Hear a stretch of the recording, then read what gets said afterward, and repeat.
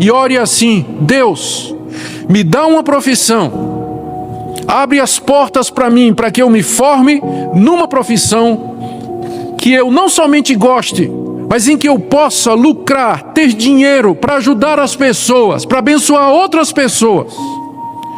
Eu quero ajudar os pobres, os necessitados, pessoas que não tiveram as mesmas oportunidades que eu tive na vida. Eu quero viver para isso, Deus, para abençoar estas pessoas. Meus irmãos e irmãs, bom dia. Quero saudá-los em nome do Senhor Jesus e convidá-los a abrir a palavra de Deus na carta de Paulo aos Efésios, no capítulo 4, verso 28. O tema da nossa mensagem nessa manhã é: pare de roubar, comece a trabalhar e viva para ajudar quem precisa. Efésios 4, 28.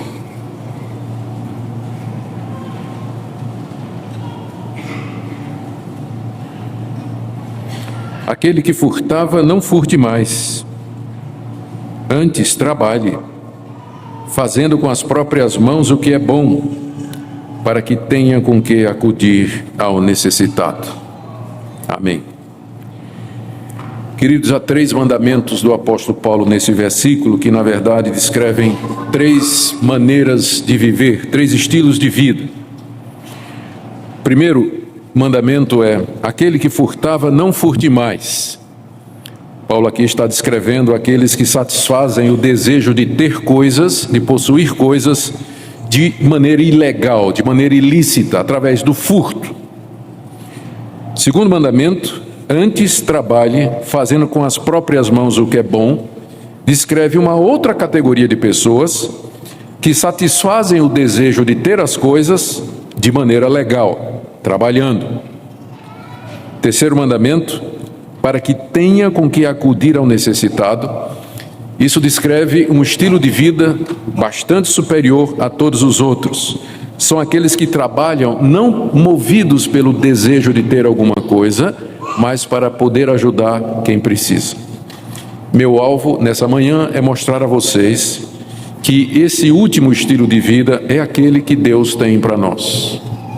É o propósito de Deus para você, para a sua vida e para a minha, que nós trabalhemos, que nós ganhemos dinheiro, não para ter coisas, mas para poder ajudar quem de fato precisa.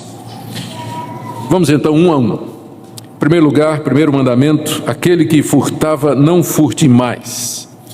Eu não preciso definir o que é furtar, não é? Todo mundo sabe o que é furtar: roubar, tirar o que é dos outros, se apossar do alheio, tomar aquilo que não lhe pertence de maneira ilícita. Há 3 coisas aqui que nós podemos tirar dessa palavra de Paulo: aquele que furtava, não furte mais. Primeiro é não uma correção, mas uma explicação a respeito da tradução. Literalmente, uma tradução mais correta diria: aquele que está furtando. Aquele que está furtando. Paulo não está se referindo a alguém que furtava antes e agora pare de furtar, porque não faz nem sentido, porque se ele está dizendo aquele que furtava, não furte mais, quer dizer, o não furte mais não faz sentido, porque ele diz que a pessoa furtava no passado. Então, na verdade, a tradução mais exata seria: aquele que está furtando, não furte mais. O furto era muito tolerado nas sociedades pagãs daquela época. Era alguma coisa que as pessoas conviviam com isso. Pequenos furtos, grandes furtos, corrupção. Aliás, a nossa pátria também parece que se encaixa nessa situação, porque os brasileiros parecem não se incomodar com as denúncias de corrupção, de roubo e desvio de verbas públicas e vai votar do mesmo jeito. Então era muito parecido naquela época em que as pessoas não ligavam muito para essa questão de furto, de corrupção, de roubo. Era uma coisa que todo mundo dizia que era contra, mas se vivia com isso, se aceitava isso. Havia muitos convertidos nas igrejas daquela época que ainda continuavam no hábito antigo: pequenos furtos, comércio ilícito, negócios escusos, práticas incorretas e desonestas nos seus negócios. É muito normal embora não seja correto, que as pessoas, depois de se converterem, elas tragam para dentro da igreja o seu antigo estilo de vida. Leva um tempo até a conversão alcançar o homem completo, e geralmente o último órgão do ser humano que se converte é o bolso. Então, Paulo, por isso ele diz: aquele que furta, não furte mais. Porque existe a possibilidade de uma pessoa ser crente, cristã, e ainda tolerar esse tipo de coisa, praticar pequenos furtos, ilegalidades, desonestidades. Segunda coisa que nós queremos dizer aqui nessa primeira orientação de Paulo, aquele que furta, não furte mais, é que o furto tem origem em nossa natureza pecaminosa, por isso não é uma coisa fácil de se livrar. Lá em Mateus 15, verso 19, o Senhor Jesus Cristo nos disse que é do coração do homem que procedem os furtos. É alguma coisa ligada à nossa natureza. Nós pensamos que o maior prazer da vida é ter e possuir determinadas coisas, e que nós não seremos felizes se nós não tivermos isto ou aquilo. E como nem sempre é possível ter estas coisas de maneira legal, ou como sempre é difícil você obter essas coisas de maneira legal, porque você vai ter que trabalhar, não poucas vezes as pessoas vão pelo caminho do furto, pelo caminho da roubalheira, para ter aquelas coisas que elas acham que vão fazê-las felizes. Nós aprendemos a furtar desde pequenos: chiclete no caixa do supermercado, lápis de cor, caneta e borracha dos colegas de classe. Mais tarde a gente aprende a colar nas provas. Roubamos na declaração do imposto de renda, roubamos dos empregados, roubamos dos patrões, fazemos negócios ilícitos, subornamos os policiais, enganamos os outros. Mas quando nós nos tornamos cristãos, tudo isso muda. E aqui é o terceiro ponto desse primeiro mandamento: ladrões podem ser perdoados e mudar. Essa ordem de Paulo aqui, aquele que está furtando, pare de furtar, significa que nós podemos mudar de vida. Significa que nós podemos mudar os nossos hábitos e as nossas atitudes. Como aquele ladrão na cruz. Não é curioso que quando Jesus morreu, quem estava pendurado ao lado dele eram 2 ladrões, e que um se converteu, um se arrependeu? Se aquele ladrão se arrependeu, você pode também se arrepender. Você pode ser salvo também, você pode ter sua vida mudada, se você tem o hábito e a prática de tirar o que é alheio, de enganar os outros, de iludir os outros, de fazer negócio de maneira ilícita, negócio de maneira desonesta. Então, pode haver mudança. Por isso que ele diz: aquele que furta, não furte mais. E a chave para isso é confiarmos nas promessas de Deus. Como, por exemplo, em Hebreus 13, de 5 a 6, está escrito: de maneira nenhuma te deixarei, nunca, jamais te abandonarei.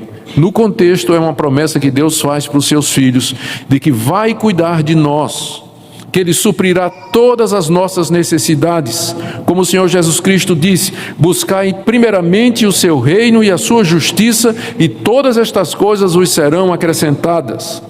Deus não promete lhe dar prosperidade sempre, mas Ele lhe promete o sustento e cuidar de você. Quando uma pessoa usa de meios ilícitos e desonestos para obter coisas, para ter coisas, revela uma profunda incredulidade nas promessas de Deus. Aquele que furta, não furte mais. Deus vai cuidar de você. Arrependa-se, mude de vida. Segundo mandamento, e descreve um outro estilo. Paulo diz: antes trabalhe com as mãos, fazendo o que é bom. Isso aqui é outro estilo de vida. Ele descreve as pessoas que buscam ter as coisas e possuir coisas, mas de maneira legal. Isto é, trabalhando. E aqui eu quero mostrar também 3 pontos aqui que nós aprendemos desse segundo mandamento. O primeiro é que parece que preguiça e roubo andam juntos. Porque aqui na passagem, o oposto de roubar é trabalhar. Você esperaria que Paulo dissesse assim: aquele que furtava, vá devolver tudo que roubou. Mas ele não diz isso, embora isso seja certo. É só lembrar da história de Zaqueu. Mas ele diz assim: aquele que furtava, trabalhe.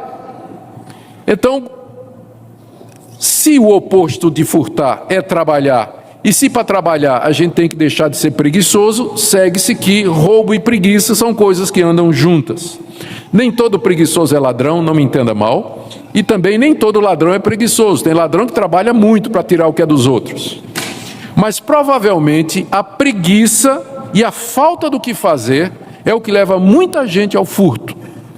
Como se diz aí um provérbio popular, oficina vazia, mente do diabo, ou mente vazia, oficina do diabo. Alguma coisa como isso aí. Não tem o que fazer, é preguiçoso, ele tem que ter alguma coisa, então vai enveredar pelo caminho fácil do furto. Preguiça e roubo geralmente andam juntos. Segunda coisa, e aqui numa nota mais positiva, quando Paulo diz, aquele que furta, não furte mais, antes trabalhe com as mãos fazendo o que é bom, com as próprias mãos fazendo o que é bom, aqui está mostrando que o trabalho é o caminho ordenado por Deus para você ter as coisas de maneira legal, sem furtar. Nem todo mundo pode trabalhar, eu sei disso. E eu não quero aqui colocar um fardo maior do que devo nas costas de quem não trabalha porque não tem condições. Questões de idade, questões legais, situações em que se encontra, eu não me refiro a essas pessoas. Mas o que eu estou dizendo é que o caminho determinado por Deus para que você tenha as coisas, para que você possua coisas, para que você sustente a você mesmo e sua família, não é o roubo, o furto ou negócios ilícitos, mas é o trabalho duro com suas próprias mãos. É para isso que você estuda, é para isso que você aprende uma profissão, aprende uma arte, você aprende a negociar, você aprende a vender e você aprende a comprar. Esse é o caminho de Deus para nós. Quando Deus criou o homem e a mulher, Deus os colocou no jardim e colocou uma enxada na mão deles. E diz, cultiva a terra. Cultiva a terra.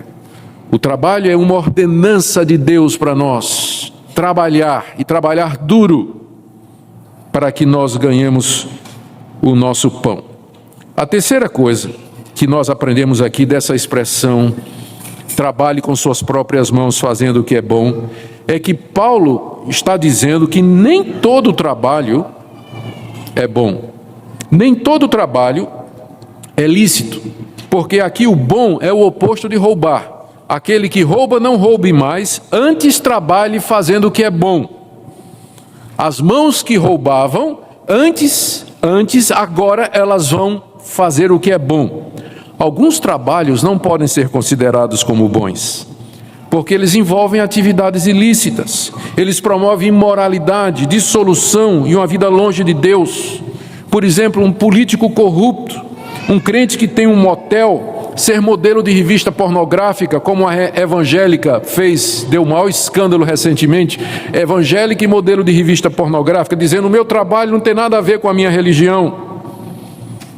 Muitos se justificam fazendo exatamente esse tipo de distinção entre a sua religião e o seu trabalho. A minha religião é uma coisa e o meu trabalho é outra.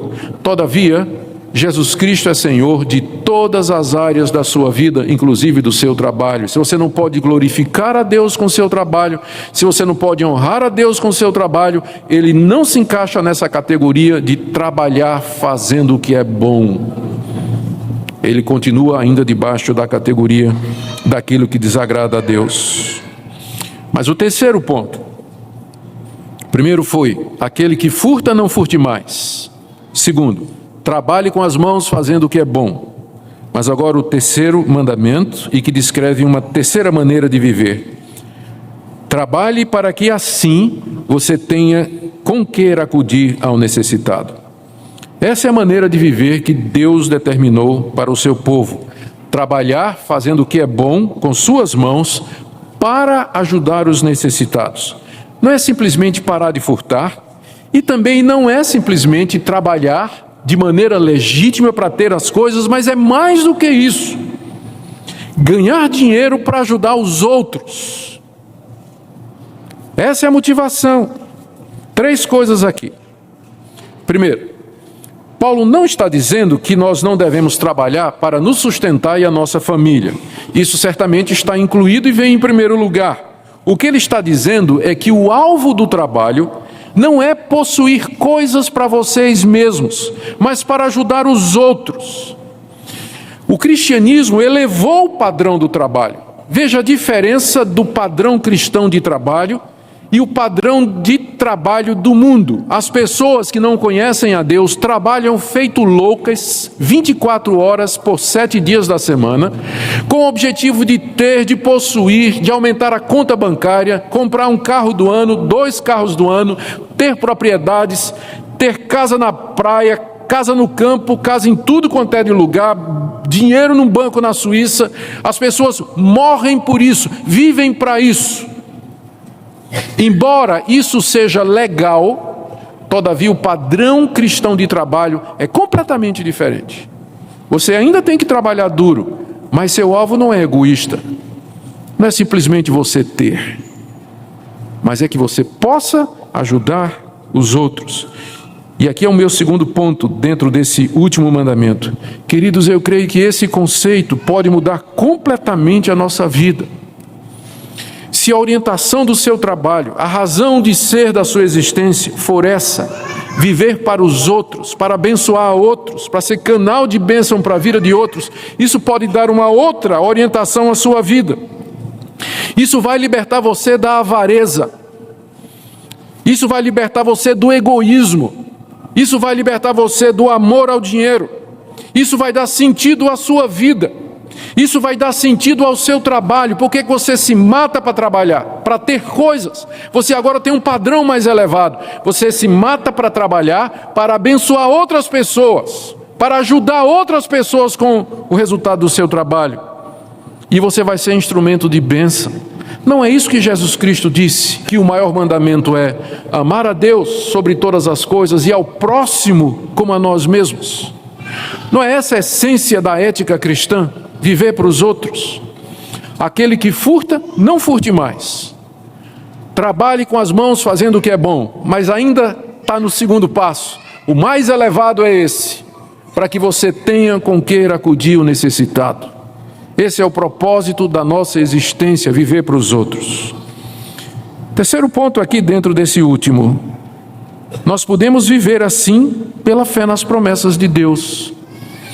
Porque Ele promete recompensar quem abençoa os necessitados, Ele não esquece quem ajuda os pobres, e Ele supre as necessidades dos que ajudam quem de fato precisa. A Bíblia está cheia de promessas e exemplos de como Deus cuida, abençoa, recompensa aqueles que são generosos, aqueles que doam, aqueles que ajudam, que se compadecem, que estendem a mão para o necessitado. Da mesma forma, a Bíblia é cheia de advertências contra o egoísmo, materialismo, consumismo, viver para você mesmo, amor ao dinheiro, acumular bens sem propósito aqui nesse mundo. A Bíblia é contra isso, com muita clareza, mas ela abençoa, ela pronuncia bênção sobre aqueles que são generosos. Eu quero terminar com 3 desafios para nós. O primeiro, para que nós sejamos honestos, para que nós sejamos honestos em todas as nossas atividades, para que você seja honesto no seu negócio, no seu trabalho. Eu sei que tem leis tributárias que são difíceis, complicadas. Eu sei que o governo é um dragão voraz para cobrar impostos de quem trabalha. Mas mesmo que você tenha que ganhar e lucrar um pouco menos, vale a pena ser honesto. Vale a pena ser honesto. Vale a pena ter a consciência tranquila. Qual é o preço de uma consciência limpa? Seja honesto também nas relações com as outras pessoas, nas pequenas coisas. Nós todos ficamos impressionados alguns anos atrás, quando foi publicado que um rabino importante em São Paulo, ele foi apanhado em flagrante no shopping nos Estados Unidos, roubando gravata. Ele tinha dinheiro para comprar dezenas, milhares de gravatas, se ele quisesse. Era uma pessoa influente, uma pessoa financeiramente muito bem, era um homem público, respeitável, líder de uma grande comunidade.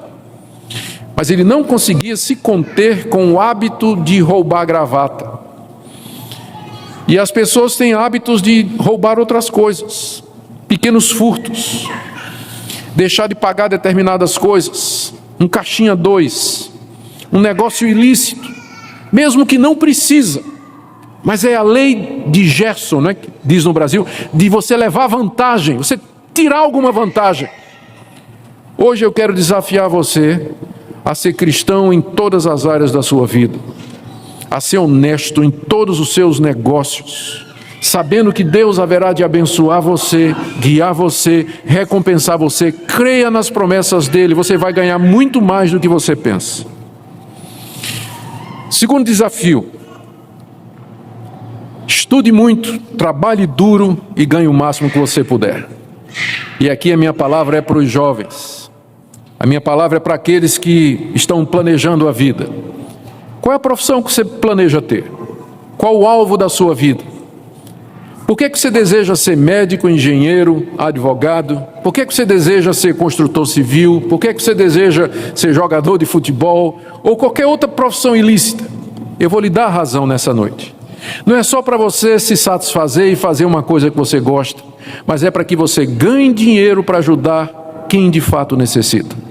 Para que você tenha recursos para investir na vida de outros. Coloque isso como alvo da sua vida, como objetivo da sua vida, e ore assim: Deus, me dá uma profissão, abre as portas para mim, para que eu me forme numa profissão que eu não somente goste, mas em que eu possa lucrar, ter dinheiro para ajudar as pessoas, para abençoar outras pessoas. Eu quero ajudar os pobres, os necessitados, pessoas que não tiveram as mesmas oportunidades que eu tive na vida. Eu quero viver para isso, Deus, para abençoar estas pessoas. Coloque isso como alvo da sua vida, que é o terceiro ponto. Tenha como alvo do seu trabalho, não somente sustentar você e sua família, mas ajudar os pobres e necessitados. E eu quero já dizer, terminando, que há várias maneiras práticas de você fazer isso se você já trabalha, se você já ganha, se você já tem lucro. Você pode ajudar diretamente pessoas que você conhece e que realmente precisam de ajuda, apoio e suporte. Olhe ao seu redor. Você vai encontrar mais gente necessitada do que você imagina. O país que nós vivemos é um país onde, embora tenha havido melhorias, mas ainda é um país onde tem muita gente carente, muita gente necessitada, muita gente precisando de ajuda em todos os sentidos. E eu não me refiro somente a dar dinheiro, mas investir na pessoa, que pode significar escola, trabalho e uma série de outras coisas. Há muitas maneiras de você se envolver na vida de pessoas que estão ao seu redor. Você pode dar fielmente o dízimo do que você ganha e, além disso, dar generosamente para que os diáconos da igreja, que conhecem as necessidades das pessoas como ninguém mais, porque eles vão na casa dessas pessoas e conversam com essas pessoas, para que através deles você possa investir na vida de muitos. E não somente isso, você pode também dar generosamente para sustentar o trabalho dos missionários, pastores, que tratam da maior de todas as necessidades, que é a necessidade espiritual. Meu ponto é: trabalhe não para você. Tire esse alvo materialista da sua cabeça, da sua mente, porque o amor ao dinheiro é a raiz de todos os males. Mas diga: eu quero ganhar o máximo que eu possa, para poder dar o máximo que eu possa, e assim abençoar outras pessoas. Se você não tem trabalho, nós vamos orar para que você tenha um. Se você é preguiçoso, pare de ser preguiçoso. É muito triste depender dos outros e viver às custas dos outros por causa de preguiça. Por causa da preguiça. Que Deus nos dê a graça e a misericórdia de sermos uma igreja que trabalha, uma igreja que produz e uma igreja que investe na vida de outras pessoas. E que Deus dê a vocês e a mim também alegria e satisfação em podermos ser uma bênção na vida de pessoas realmente necessitadas. Amém. Baixe nossos conteúdos gratuitamente. Acesse o canal pelo link na descrição.